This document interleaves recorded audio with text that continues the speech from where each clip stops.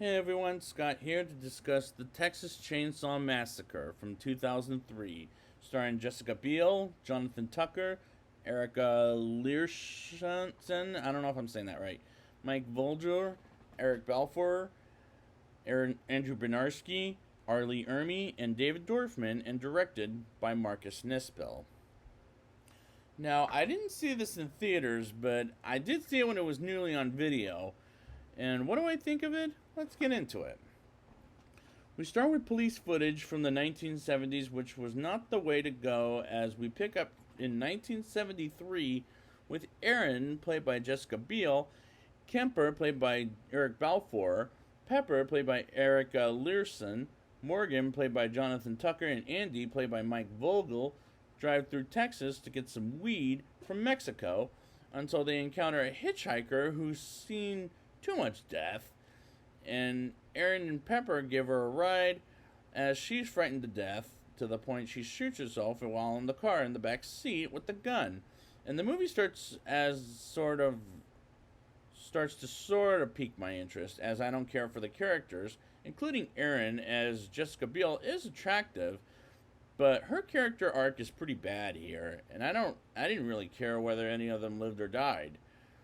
They go to a gas station ran by some nutty lady who needs to clean up her fucking meat, and she calls the sheriff to get the body out of the car, and they don't want to wait for the longest time, and they drive off to a barn, and there are some haunting shots in this movie, but I think it has something to do with the fact that it's produced by Michael fucking Bay, which does feel like his fingerprints, but no explosions, thank God.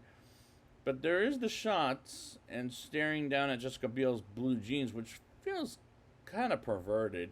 But hell, Michael fucking Bay is a pervert based on his movies. They find a little boy named Jedediah, played by David Dorfman, who's most famous for playing Naomi Watts' son in the American version of The Ring.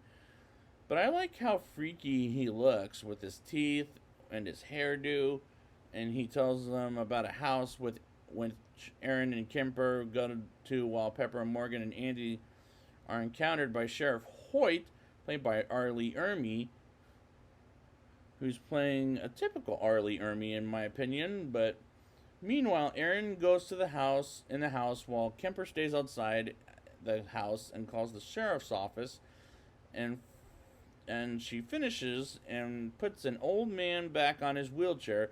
And all these scenes are very disturbing. And Kemper comes in the house as he gets killed by Thomas Hewitt, aka Leatherface, played by Andrew Bernarski. And his Leatherface is admittedly scarier than the original Leatherface, as the whole town just lets him get away with the murders. And this is the same plot ideas, along with many of the director. The Marcus Nispel will do his version of Friday the 13th, which will cause one of the same problems, which will cause him so many problems in that movie when I get to that remake. But I'll save it for that when I get there. But this came first, so I didn't mind it for now. Erin, Pepper, Morgan, and Andy go find Kemper, and they find a bottle with the hitchhiker, and they suddenly split up as Erin and with Andy, who were trying to look for Kemper, and Pepper and Morgan waiting by the car, and Erin distracts the old crippled man while Andy goes looking for Kemper. And there's so many disgusting things in Leatherface's room, as the old crippled man calls Leatherface to kill Erin and Andy, as Erin is successful on escaping while Andy gets cut by Leatherface's chainsaw. And he's brought in the house, and Erin comes back to the car and tries to start it while Sheriff Hoyt antagonizes Erin, Pepper, and Morgan, while Leatherface takes apart Andy. And this movie is beginning to lower my opinion of it, just being a little bit too, not much, but still not as good as the original film.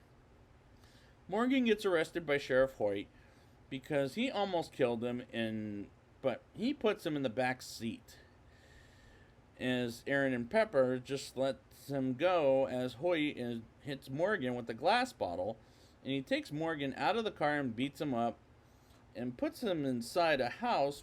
And what kind of sheriff does shit like this? Meanwhile, Aaron and Pepper are attacked by Leatherface as they try to start the car, but Hoyt took the keys already, and Pepper is killed as Aaron sees Kemper's face attached to Leatherface. And Aaron goes in a trailer home as she finds she finds out the town allows Leatherface to do this. What does what he does best, and learns to steal babies, and gets knocked out and is back at the house, and she gets thrown into Leatherface's working room. Which, what is this room? He throws her in. It was making me crazy for about half the film. Aaron finds Andy hooked up and tries to get him out, which doesn't work until he asks her to kill him. And that scene doesn't work as the actors don't work in that scene at all.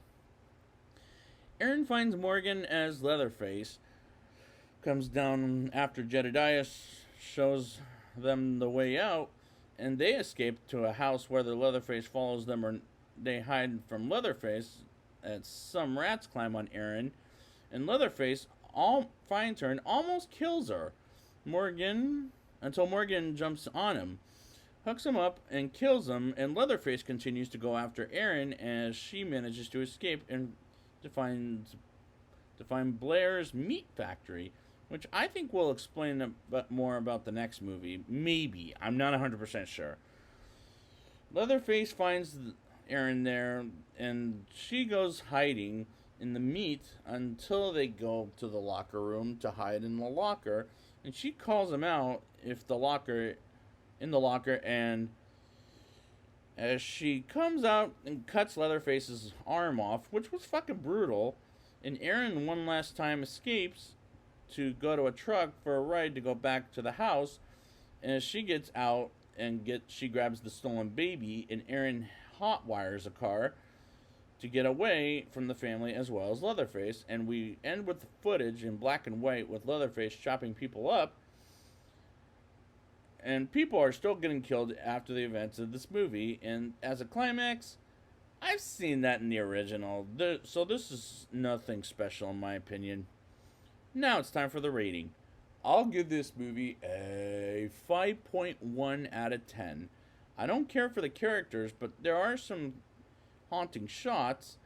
There were times the deaths were fucking brutal, but at the end of the day, it's not as good as the original, as I wouldn't watch this over the original. But both not great films, but I respect the original movie more than the remake, in my opinion.